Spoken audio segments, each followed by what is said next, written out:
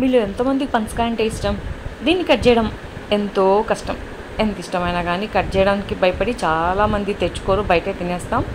మేమైతే ఈరోజు తెచ్చుకుందామని తీసుకొచ్చేసాం పనసకాయని. ఇప్పుడు రిలయన్స్లో కూడా అమ్ముతున్నారు పనసకాయ.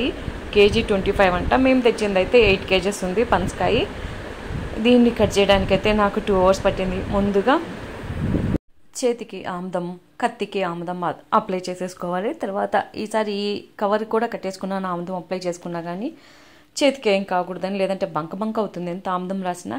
మా ఆయన హెల్ప్ కూడా తీసుకున్నాను కట్ చేశాక. దీన్ని ఓపెన్ చేయడానికి అబ్బాయి ఎంత కష్టంగా ఉంటుందో ఇది ఓపెన్ చేయడము.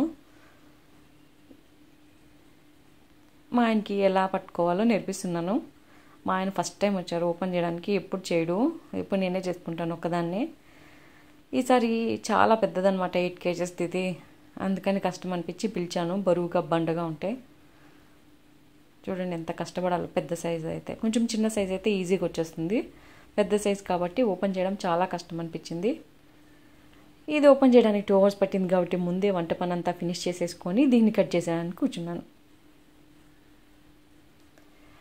కట్ చేసేటప్పుడు ఉన్న కష్టాన్ని మనం తినేటప్పుడు మర్చిపోవచ్చు, అంత బాగుంటుంది పనసకాయ. పనసకాయలో పైన స్కిన్ పనికొస్తుంది, లోపల విత్తనాలతో సాంబార్ చేసుకోవచ్చు, లేదంటే వండుకొని ఉడకపెట్టుకొని తినచ్చు. ఎంతో టేస్టీగా ఉంటాయి, ఎన్నో రకాలుగా ఉపయోగపడుతుంది పనసకాయ. పనసకాయ చూసినప్పుడల్లా ఒకటి గుర్తొచ్చేస్తుంది, తండ్రి గరగర, తల్లి పీచు పీచు, బిడ్డలు రత్నమాణిక్యాలు అనే పొడుపు కదా. దానికి ఉదాహరణ ఈ పనసకాయ. పైన గట్టిగా ఉంటుంది, గంభీరంగా ఉంటుంది. తల్లి మనసు సున్ని మెత్తగా ఉంటుంది, సుత్తి మెత్తగా. దానికి ఉదాహరణ ఈ పనసకాయ.